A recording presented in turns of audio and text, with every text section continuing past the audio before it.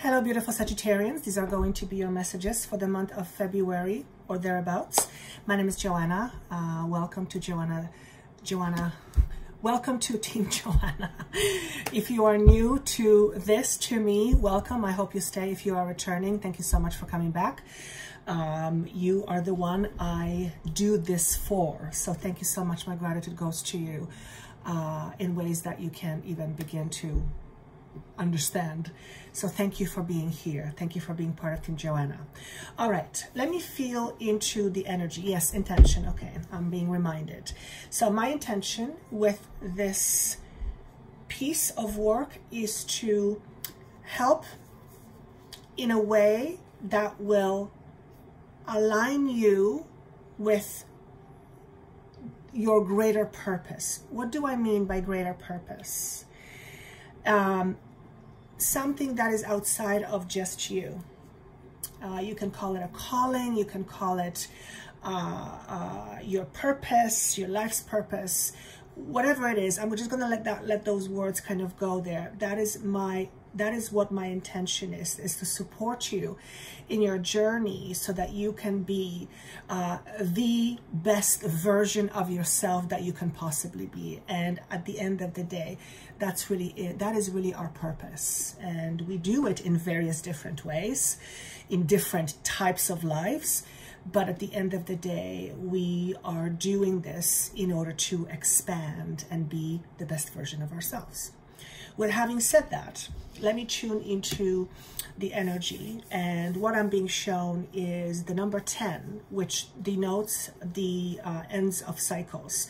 But it's not just an ending, it's a completion. In other words, you've dealt with some BS and drama has happened. Now you're in the process of wrapping it all up, putting a bow on it and putting it back on the shelf where it belongs, which is in the past. So there is definite feeling here of you either removing yourself from situations that are karmic related, or you are choosing to no longer drag your past behinds. And when I refer to past, I'm not referring to those wonderful things that we are all made of.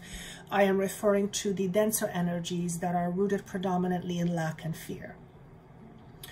So number 10, that's your number over the next little while. The 10th month is October, and the month of October came up. So perhaps for some of you, this is going to make sense, or it's going to take that long to complete something between now and the end of October. That's interesting because that's quite a bit, that's a ways out. But karmic cycles take long time to release because there is so much energy that is dragging from other lives that it's just like a really bad habit. It's very challenging to break. And I don't know about you, but when I've broken a habit, it's because I chose to create a new better, healthier habit. So habits are hard to break, but one sure way of breaking a habit is to create a new habit to eventually move into that as the habit. So October for some of you may be very memorable for you. And for some of you, this literally means you leaving your past behind in terms of a physical situation, whether it is you moving on from a situation, a person, a job, an institution, or you are literally moving to a different town, to a different city, perhaps to a different country. I see you moving forward with a lighter baggage, which tells me you have your backpack, and that's a metaphor. Imagine the fool having a backpack. The backpack is very light, which means it's not weighing the person down, which is you. And that also tells me that you have done some substantial work in order to have a lighter backpack. And I suspect for many of you, this is going to be the transition between now and the month of October of 2020, that a lot of this releasing of karmic patterns and karmic constraints are going to be cleared away from your life. And I don't want to make it sound like somebody will come in and magically wave a wand and it'll be poof, all gone. It's not how it works. Usually that's not how it works. How it works is we decide to either make a conscious choice or decision to make a difference in our life, or we have been dragging our heels and the universe steps in and says, okay, let me do this for you. It's going to be quick. It might get a little bit messy, but at the end of the day, at least we'll get it done, because if we rely on you, it ain't gonna happen. And you have a certain plan to follow. So I'm saying this with a sense of humor. Obviously, there is a metaphor in this. So to me, it sounds like an interesting year. I don't remember what the 6-month video speaks about for you, but if you are curious or interested, that information is down below. The other thing that I am being shown is I see you walking with an anchor, and you keep dragging your anchor around. So what does an anchor do? Anchor anchors us. It keeps us stuck. But what I see is you're dragging the anchor and it gets stuck. You get it unstuck and you move again and then you get stuck. It's like this, you're okay and you're stuck. You're okay and you're stuck. You're okay and you're stuck. So if you have been feeling this way for a while, that you always seem to get stuck, then chances are that by the end of this year, certainly by the end of this year, you will choose, good word, to no longer get stuck. How you will choose?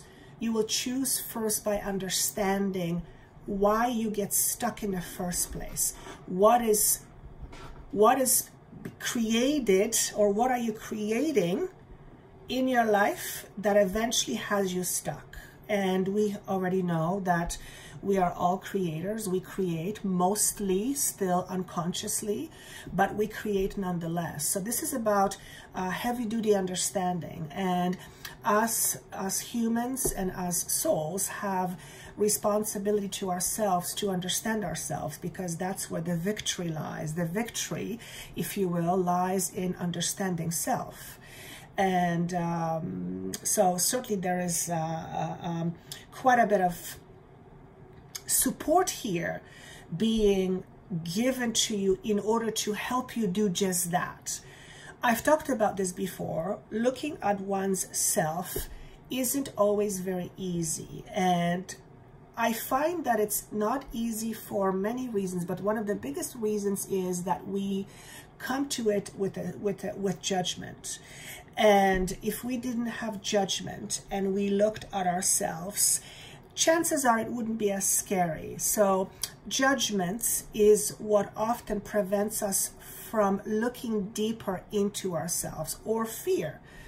But there is nothing about you that is so terrifying that if you looked, you'd die. It doesn't exist. And as I'm saying this, I'm going, that's pretty interesting, because we are so afraid of looking within. And it's the ego. The ego does not want its own demise. And when you look at the ego and you see it for what it is, then all of a sudden you have a completely different perception of who you are. You're no longer that identity that you were afraid to look at.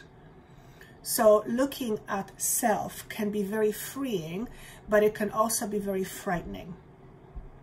And yeah, it can also be very frightening. Is there anything else that I want to say before I move on?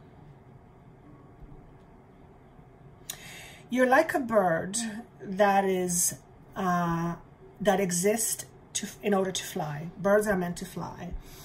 If you tether a bird to a string, the bird can still fly, but it can't fly very far.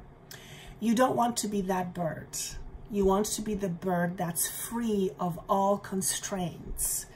So this is a beautiful, beautiful, beautiful metaphor that basically says you have wings and you might be flying, but maybe there are some constraints that are holding you back, which does not allow you to fly further into other places, to visit other places. What is a constraint? Constraint is an attachment. So whatever your string is that is holding you back, that is your attachment. Attachment always goes to the past. It's not in the future. We have attachments in the past. So it is about understanding what attachments you still have from your past that are defining you in terms of who you are, but are not giving you creatively what you want or what you expect. Okay? For example, very basic example, if you desire love or to be loved, but you grew up not feeling loved, then your idea generally will be that, well, as far as it comes to me, there is no one there to love me. Now, that will not be a logical conclusion. It'll be something that's deeply, deeply rooted subconsciously, but it will be this hidden expectation you have, and therefore, of course, you would want to be loved because every human needs to be loved and wants to be loved. And you might be attracting experiences to you because you want to be loved, but you actually are experiencing something of the opposite, because the problem is not with a relationship, the problem is with you. And I'm not suggesting you have a problem. Well, you do. We all have problems. But what I'm saying here is, if you are in a difficult relationship, you are part of that relationship, which means you contribute to that relationship. There's no blame here. It's strictly stating the facts. If you are in a relationship that is not the one you want, if you're in a relationship that is not about love, but you are the one that really wants love, and you're still there, as an example, then you are contributing to being in a relationship that isn't loved or that isn't loving. It's that you play a part in this. You play a big part in this, and you need to be able to own it, because unless you own it, you will not be able to deal with it properly, because you will feel like there's always someone doing something to you or making you unhappy. That's not how this works. So I don't know who I'm saying this to. I feel majority of us can connect to that on some level. We've all done it many times. Some of us still do it. But we are in times where those constraints are no longer necessary in order for us to fulfill our lives and to learn our lessons. We've done the hard work. It's now time to let that go and create a new future, new existence. But in order to create new existence, we must first shed our own skin, our old perceptions, our old beliefs. If you believe you are not lovable, you will be attracting people who will prove that to you, or you will attract someone who is very lovable, but because your deep belief is that it isn't for you, you will find something wrong with it and you'll push it away. It's called self-sabotage. I've talked about this before. The card that represents you in the month of February is this card. There's no words, there's no meanings. Whatever comes through to you, perfectly beautiful. I am going to tell you what I received, and the first thing I heard was look deep within. Okay? And this takes me all the way down to, I want to go solar plexus and then all the way down to your root chakra. And the red, of course, represents root chakra. So what are we looking deep within for? Well, we're looking deep within in order to understand, where do our fears come from? What are our fears really about? And more than anything, looking deep within to realizing that we are fearful. Every single person is fearful of something. That's just the way it is. Well, I shouldn't say everything. I'm sure there are some people in the world who have been able to transform their fears. Yes, probably. But I would say great majority of people have some fears. Okay? Even great majority of people have some fear. So I'm not talking about the basic fear of survival. I'm talking about, you know, by not having food or things like that. I'm talking about fears that are, I almost want to say imagined. For example, fear of not being loved. If you have a fear of not being loved, chances are it's what you've experienced, or your perception was that you are not loved, but that doesn't mean you will never be loved. As a matter of fact, it doesn't mean you are not loved. It just means this was your perception. Okay? So looking deep within, because the completion aspect is coming up with you, chances are over the next several months, there will be some fears that will pop up in your face in order for you to face it, and for some of you to finally face it. Okay? What is this connected to? This is brilliant. Brilliant. This card says belonging, but it came up in this position. And the fear, for most of you who will recognize this, is a fear of not belonging. Now, when we don't belong, we don't feel very safe. When we don't feel very safe, we are not as open to receive. We give, but we are not as open to receive. And if we want love, for example, and we are not open to receive love, love could be standing right outside your door saying, let me in. If the door is closed, it ain't getting in. And you're the one with the handle who has the ability to open that door. Fear of not belonging stems from many things. The biggest one, I suspect, is rejection, right? We've all been rejected to some extent, to some degree. It's just life. It's part of life. It's part of life.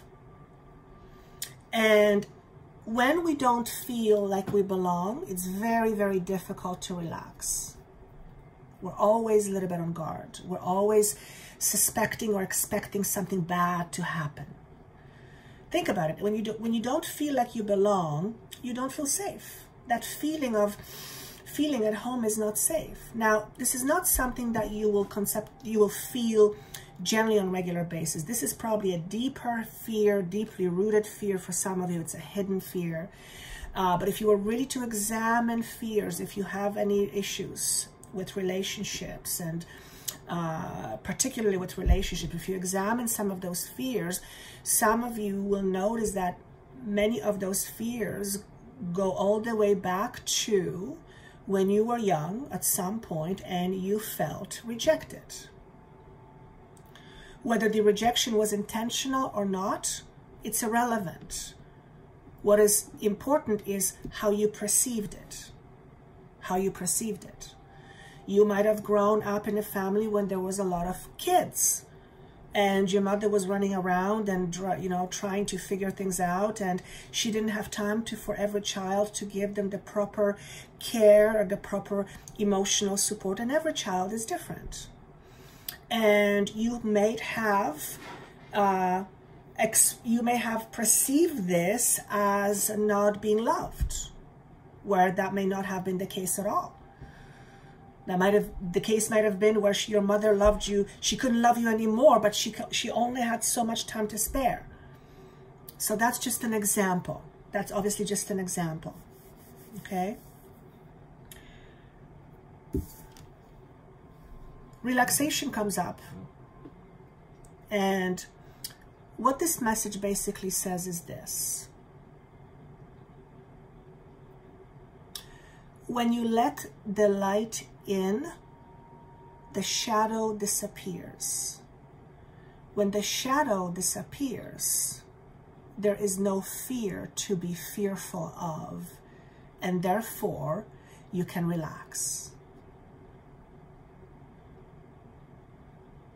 So what this is saying here is that your ability to relax, and I'm not talking about coming from work and relaxing for 2 hours. I'm talking about literally relaxing into your own being. Just taking a breath and just feeling okay, like your body just sinks in. Like you literally come into your body. That's the kind of relaxation I'm talking about. So I'm talking about an overall feeling of how you feel as a person in your own skin. That's very, very important. For some of you, there seems to be a new beginning that's in the process of happening. Because this is a page of coins, for those of you who read cards, by all means, you can interpret it however you like. I'm going to give my interpretation. Coins to me stand for value, not just physical money value, but our own value. And I feel that many of you are forming a new value system within you about you. Who are you as value? What do you consider yourself as value? What is your value? What price would you put on your value? That kind of thing, okay? The more mundane message is there is something on the horizon in terms of a new physical manifestation. You may hear news about something. Something may come to you unexpectedly. Some sort of information that will allow you to put some process into reality, into some idea into practicality, reality. So there's some newness here on a more mundane level. But the bigger message is many of you are working on reassessing your own value. That's very, very important. Now, how do we value ourselves? We value ourselves on many things. We value ourselves on the car we drive, the work we do, the person we're with, the type of body we have, where we come from, all that kind of stuff. That's all ego-based. We should not value ourselves based on those things. We should value ourselves based on our experience. And each experience, whatever one we have, good, bad, and indifferent, is of tremendous value to your soul. Therefore, just because you are valuable. That is how we should value ourselves. The problem is we compare ourselves to too many things and too many other people that we deem are more valuable, have more of something more of value, where it's all just stuff, right? You can be the most affluent person in the world, yet still be miserable. We've seen it happen. On the other hand, you could meet a family in a very modest country or a poor country, coming from a very modest background, and they're happy as they can be. And that's because they value life differently than many of us do. It's not about what you have that's important. It's about who you are and how you contribute. So assess yourself that way, on those parameters. The Ten of Wands just signifies to me, you are really at the end of a cycle here. And if some of you are going to take from now until October, then I'm going to say persevere. Okay? You're definitely moving past some obstacles here. This is a very transformative year for you. Well, not just for you, for everybody, but I can feel it with you. It's very transformative. Not only are you moving past your shadows, you are creating new light or new life. There's a saying, and I feel most of you know it already. It goes something like this. In order to get to the light, you have to face your darkness. Because on the other side of darkness is where the light is. Darkness, I mean fear. On the other side of fear is where the freedom is where the clarity is where the clarity is. Is there anything else I want to say to you? Be your own person. Always remember that you are unique for various reasons. So be your own person. Don't try to intimidate other people. There is no need for that. Because when you do, what you're doing is you're trying to be something you are not, and that's not being authentic to you. Always be yourself. And of course, yes, we put different hats on, different things that we do, and, you know, we put a certain face, yes, but I'm talking about being authentic to you more than anything, and that authenticity comes out from you. And that's what draws people in. Authenticity is what draws people in. And authenticity cannot be faked because it's frequency, it's energy. You can feel when a person is authentic. It's very hard to fake authenticity. Very, very hard. Somebody would have to be really, really skilled because it's an energy they give off. We can fake many things. The one thing we cannot fake is our frequency. That cannot be faked. That cannot be faked. And with that said, that's all I have for you. I really enjoyed this for you. I really, really did. If you would like a private session with me, that information is down below. For my services, including my brand new service, Energy Healing, that information is down below. And for the 6-month videos, that information is also down below. I wish you best of luck. Please comment. I love reading your comments. If this makes no sense right now, listen to it later. Always remember, just because it says February does not mean that it's not going to make sense to you in, you know, March or April. And with that said, I wish you a wonderful month of February. Take care and see you soon. Bye.